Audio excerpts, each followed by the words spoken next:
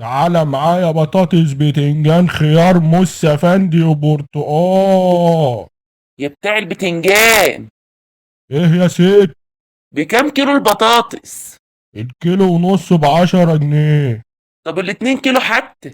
لا والله ما ينفعش، عاجبك ولا امشي؟ خلاص خلاص، اللي يمشي قال لك مشش في ركبه. طب هات 3 كيلو.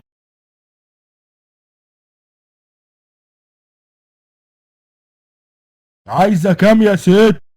ما قلت لك 3 كيلو. طب انا فاضل لي 10 جنيه. ليه؟ ده انا منزله لك 20 جنيه، مش الكيلو ونص ب10 جنيه؟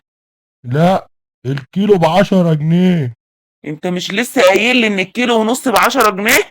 الكلام ده قبل ما تنزلي السبت، الاسعار غليت.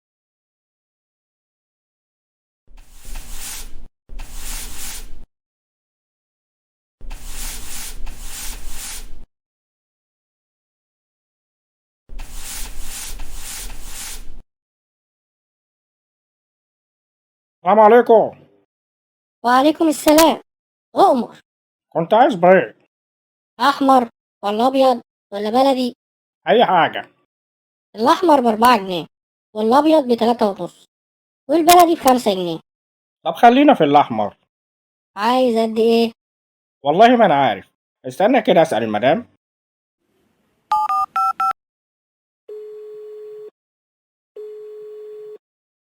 ألو.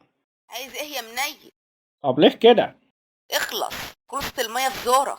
عايز قد إيه بيض؟ عايزة 10 بيضات. حاضر حاضر. والله أنت وليه هم. اديني 10 بيضات.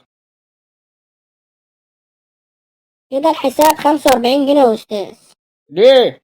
مش الواحدة ب4 جنيه؟ لا يا أستاذ، ب4.5. يا عم أنت لسه قايل لي ب4 جنيه قبل ما أكلم المدام. الكلام ده كان قبل المكالمة ولا بعد المكالمة؟ قبل يا سيدي.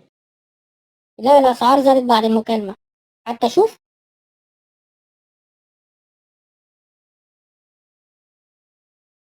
امال الفراخ عامله كام النهارده يا ريس؟ 75 جنيه يا باشا. ليه؟ هي بتيجي مطبوخه؟ بلاش. يا فتاح يا عليم، هي ناقصة على الصبح.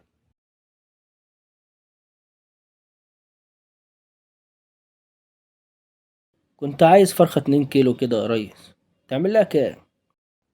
160 جنيه يا باشا. ليه يا عم؟ هو الكيلو بكام؟ 80 جنيه. يا عم ما انت لسه قايل لي ب75 جنيه. امتى ده يا باشا؟ امبارح يا سيدي.